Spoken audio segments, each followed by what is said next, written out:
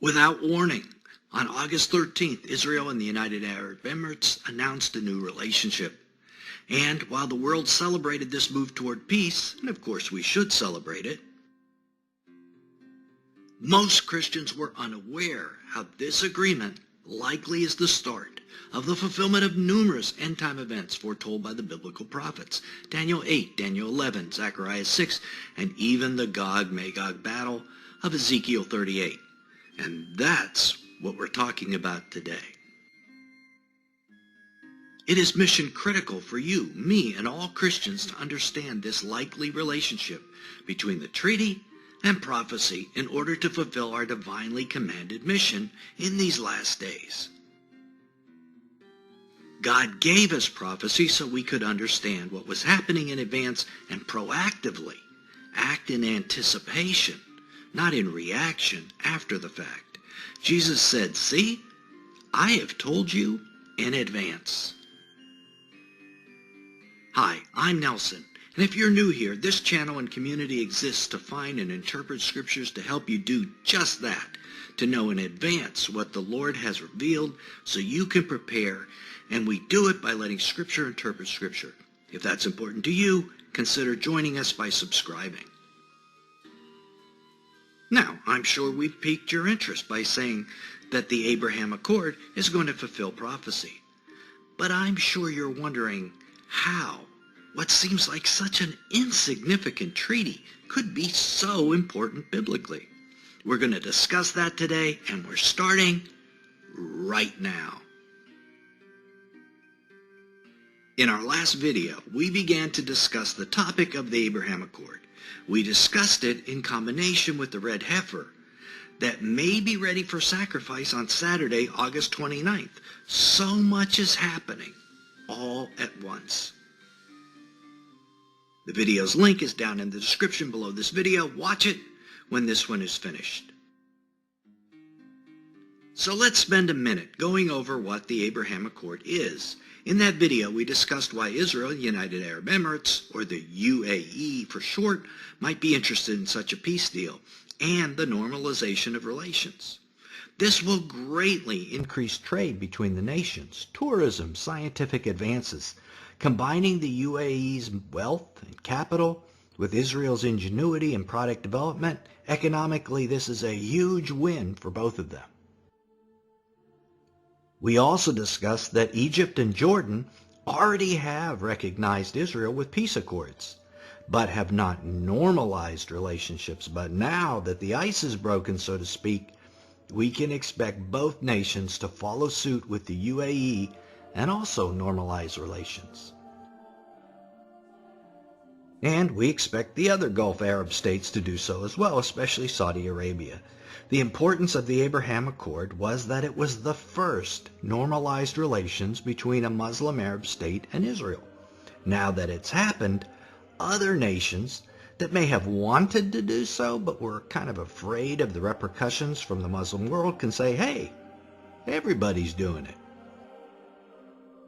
And more important, perhaps, than the economic implications of the accord are the political and security implications. We expect a mutual protection pact to form between all these southern tier Middle Eastern nations: Israel, Egypt, Jordan, Saudi Arabia, UAE, Bahrain, etc. Why? Because everyone in the Middle East is afraid of Iran. Iran is a death cult, willing to do anything at any cost to destroy Israel and the USA, and frankly, they have their eyes on Saudi Arabia and the Gulf Coast as well. A mutual protection pact, sort of like NATO, would likely ensure Iran would not attack, since such an arrangement, all the nations in the pact would agree to attack the aggressor. Iran wouldn't want to take on Israel, Egypt, and Saudi Arabia all at the same time.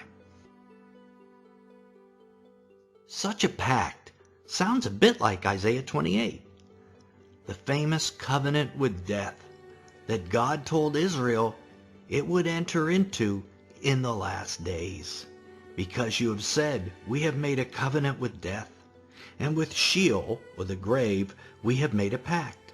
The overwhelming scourge, literally a flood, will not reach us when it passes by, for we have made falsehood our refuge, and we have concealed ourselves with deception.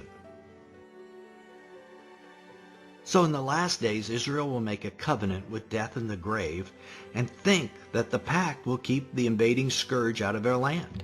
Here's what God says. Your covenant with death will be canceled, and your pact with Sheol will not stand. When the overwhelming scourge or flood passes through, then you will become its trampling place.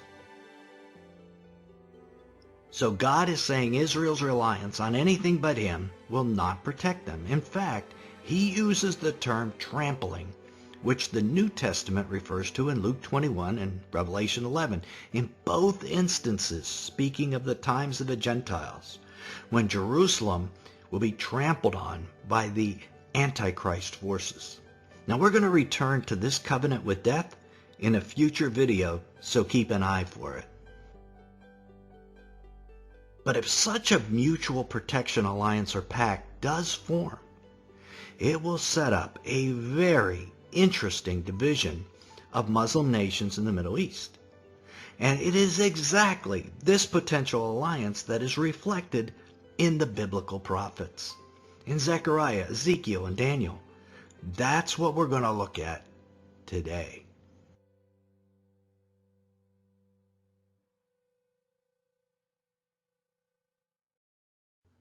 Across the southern tier of the Middle East, we would have a string of nations we just alluded to, those below the black line, from Egypt to Israel to Jordan, into the Arabian Peninsula, all pledging mutual military support. These would be the nations supporting Israel. Then, to the north of Israel, above the black line, we would have Turkey and Iran, Israel's greatest enemies, both hating and vowing to destroy Israel. This sets up a northern kingdom, so to speak, and a southern kingdom of sorts. And this is exactly what the Bible predicts. In the book of Daniel, they are called the king of the north, and these leaders, the king of the south. It's found in Daniel chapter 11, and they go to war with each other, as we see in the portion of Daniel 11 that is universally agreed to be about the future. At the end time, the king of the south will collide with him, and the king of the north will storm against him with chariots, with horsemen, and with many ships. Now, I'm sure the first thought that comes to your mind is, hey, wait a minute, Nelson. That would mean, in the king of the north, that Turkey and Iran would be allies. Do you really see that happening? One is Sunni, one is Shia, after all. Well, I do, and our channel has discussed this before. But you don't have to take our word for it. Ezekiel 38, the passage about Gog and Magog, clearly shows how Iran and Turkey are on the same side during that prophecy. Gog, chief prince of Meshach and Tubal, which are Turkey, and I will turn you about and put hooks in your jaw, and I will bring you out with all your army, horses and horsemen, and all of them clothed in full armor, a great host, all of them with buckler and shield-wielding swords. Persia, which is Iran, Cush and Put, are with them. So Persia, which is Iran, is allied with Meshach and Tubal, which are Turkey, all during the Gog and Magog conflict. So Iran and Turkey will be allied someday in the future. This is a given. But did you notice who isn't allied with them? No mention of Egypt, or Saudi Arabia, or Jordan. Many, myself included, have long wondered why. Why aren't these major Arab countries part of Gog's invasion of Israel? The reason didn't become clear until this month's Abraham Accord was made public. Now we can see that these nations, Egypt and Saudi Arabia, will likely be on Israel's side. That is why they are not included in the list of nations Gog controls. I found this very interesting and eye-opening. This is an example of how current world events have changed my view of prophecy. So let's return to Iran and Turkey. How does this happen? How do Sunni and Shia enemies become allies? For that, we need to examine Daniel chapter 8. Daniel chapter 8 foretells how Turkey defeats Iran. They don't become allies willingly. Iran is crushed in a blitzkrieg attack. Now, most of you are probably thinking Daniel 8's vision of the ram and goat was strictly about the past. Alexander the Great's defeat of Persia, right? It was foreshadowed by that, but if you read Daniel 8 carefully, you will see it is primarily a prophecy about the future. We don't have time in this video to show you how that is true. But in this previous, very popular video, we discussed how we can know that Daniel 8 is future. In a nutshell, the angel Gabriel tells us 3 times that this vision of the ram and goat is for the future. But he said to me, "Understand, O son of man, that the vision is for the time of the end. Behold, I will make known to you what shall be in the latter end of the indignation, for it refers to the appointed time of the end." 3 times, it's about the end. In addition, there are things that happen in that vision that did not happen in the past to Alexander and to Persia, and it excludes it from being only the past. If you are interested in learning more about why Daniel 8 is future as well as past, the link to the video is down in the description below. You can check it out as well after this video is done. You know, seeing Daniel 8 is like watching future events right now. But until you watch it and prove this for yourself, realize that Turkey conquering Iran is the most likely way that the two would ever be true allies. Returning to the Ezekiel 38 passage, we also have the other nations allied with Turkey and Iran, who together, we are assuming, is the Bible's king of the north. We see Cush, who is modern Sudan, and Put, who is modern Libya. And what is Turkey doing right now? They are extending their influence in Libya. They have sent a vast number of Syrian jihadis, remnants of ISIS, into Libya. Russia is also trying to assume control in Libya, but Turkey has emerged as the kingmaker after it intervened in January, sending troops and drones in support of the official government, and it was able to beat back the rebel forces which were supported by Russian mercenaries. Just like in Syria, Turkey and Russia are at odds in seeing who will control these nations. Ezekiel 38, however, tells us that Libya ends up on Gog's king of the north army. 2 other nations, Gomer and Beth Togarmah, from the uttermost parts of the north, are also found in Ezekiel 38. These nations are north of Turkey, so could they be Armenia and Azerbaijan? Very, very possible. Plus, the king of the north nations would of course include Iran's proxy nations of Gaza and Lebanon and the contested nations of Iraq and Syria, because once Iran is defeated, these nations of course would fall into Turkey's hands. So, let's count up the nations: Turkey, Iran, Armenia, Azerbaijan, Syria, Iraq, Gaza, Lebanon, Libya, and Sudan. That's 10. And you know what? The beast has 10 horns. Maybe we are looking at what the 10-nation confederacy, the beast empire, will look like. In our next video, in this series on the Abraham Accord and its impact, we're going to look at those 10 nations, or the 10 horns, and see if this truly is the beast. So watch for that video. Now, returning to the subject we've been discussing, the king or kingdom of the north is a rough approximation of the former Seleucid Empire, which is pink on the map, that formed when Alexander the Great's empire dissolved. The kingdom of the king of the south that we've been envisioning is an approximation of the Ptolemy Empire, green on the map, that also formed at that same time as the Seleucids. Now, let me show you something amazing. Alexander's empire was the bronze torso of Nebuchadnezzar's statue, and the term mountain in the Bible is a symbol for a kingdom. So these two alignments of Muslim nations, king of the north, king of the south, might be termed two mountains of bronze, two kingdoms formed from the land of Alexander's old empire. And wait till you see what this term tells us. Two mountains of bronze. In the book of Zechariah, we are introduced to four sets of colored horses pulling chariots that most think are the Old Testament version of the four horsemen of Revelation. And when do they come forth?